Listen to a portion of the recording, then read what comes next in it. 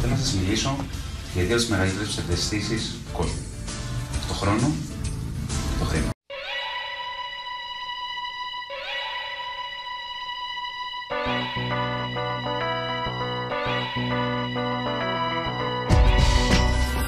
Μαγεία, μυστήριο και ενθουσιασμός και όταν ο Έλληνας επαγγελματίας μάγος Περσέας, έχοντας ζητήσει από θεατές να φτιάξουν μαζί μια ιστορία φαντασίας για έναν ήρωα, να του δώσουν όνομα. Ας πούμε Αλέξανδρος. Αλέξανδρος. Για να είμαστε δίκαιοι και να είναι απόλυτα συνειδητοποιημένοι και ειλικρινοί, θα δώσουμε την Αλέξανδρο. Δεν την Αλέξανδρο πάμε. Αλέξανδρος. Και κάθε θεατής να προσθέσει και κάτι. Σε τι μαγαζί θα επιλέγατε πάντα?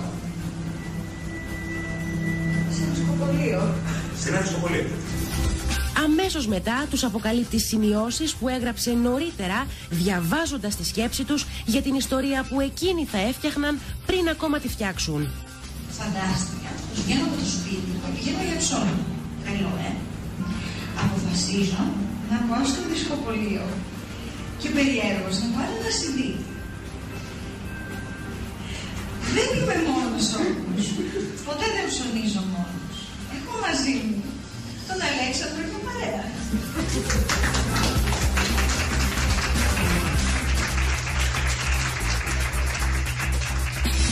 Είναι από τα επαγγέλματα που σε επιλέγουν, δεν τα επιλέγεις. Και όσο ανακαλύπτεις, τόσο πιο πολύ ερωτεύεσαι αυτή την τέχνη. Η σχέση με το κοινό είναι και αυτή μαγική.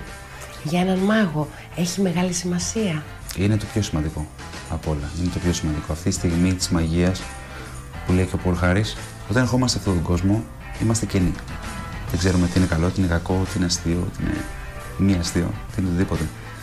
Όσο περνάνε τα χρόνια, γεμίζουμε τον εγκέφαλό μας με κουτάκια. Αυτό πάει εκεί, αυτό πάει εκεί, αυτό πάει εκεί. Όταν βλέπεις κάτι εκπληκτικό, ο εγκέφαλος τρέχει να το κατατάξει σε κάποιο κουτάκι. Να το καταχωρήσει, ναι. Ακριβώς. Σε αυτή την προσπάθεια βραχυκλώνει και χάνονται όλα τα κουτάκια. Αυτό το μικρό κενό που πολλές φορές μπορεί να κρατήσει μερικά δευτερόλεπτα, πολλές φορές και μερικά λεπτά. Αυτή ακριβώς είναι η στιγμή της μαγείας. Γι' αυτό πολλούς θα ακούσετε, εγώ τουλάχιστον ακούω πάρα πολλούς, αυτό που είδα με έκανε και νιώσω σαν παιδί. Αυτό ακριβώς είναι η μεγαλύτερη αμοιβή από όλες. Είναι αυτό, γι' αυτό γίνονται όλα.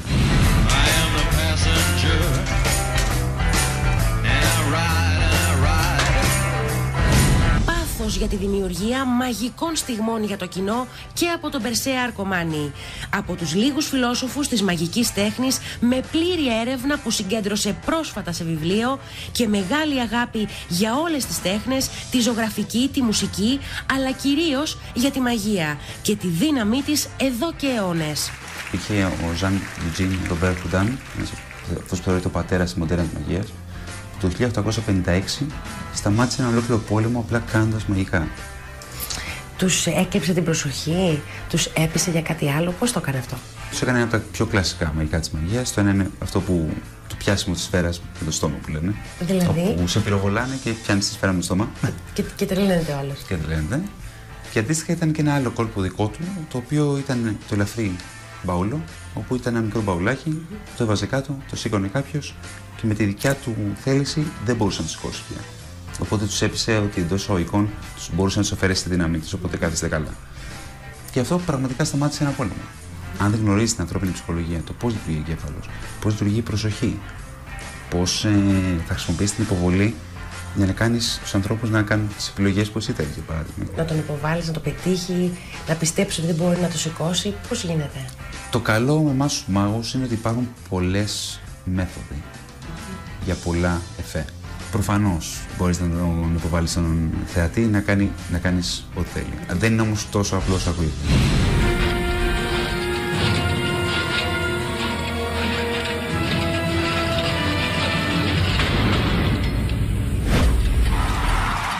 Οι κορυφαίοι μάγοι ασχολούνται πλέον και με ψυχολογία, σκηνοθεσία και κινησιολογία, με στόχο την ομορφότερη ψευδαίσθηση και τη μαγεία της στιγμής. Ο χρόνος είναι χρήμα, λένε. Τικ, τακ, τικ, τακ. Όσοι προσπαθούμε να αγγίξουμε τον χρόνο, ζωή γλιστράει ανάμεσα τα δάχτυλά μας. Φεύγει. Και ο Περσέας σχεδιάζει και παρουσιάζει θεματικές μαγικές παραστάσεις, ενώ κάνει σεμινάρια και στην Ακαδημία, αν και δεν αποδέχεται την ιδιότητα του ταχυδακτυλουργού. Υποδίδει ό,τι κάνουμε στη γρήγορη ταχύτητα των δαχτύλων, κάτι που δεν ισχύει πλέον.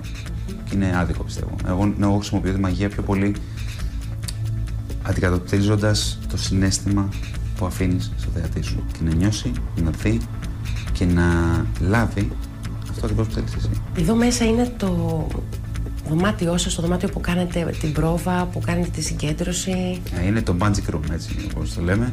Είναι ένα ολόκληρο δωμάτιο αφιερωμένο στην τέχνη αυτή που εξασκώ. Και βλέπουμε ότι σε αυτό το δωμάτιο μέσα έχετε πάρα πολλούς μάγους.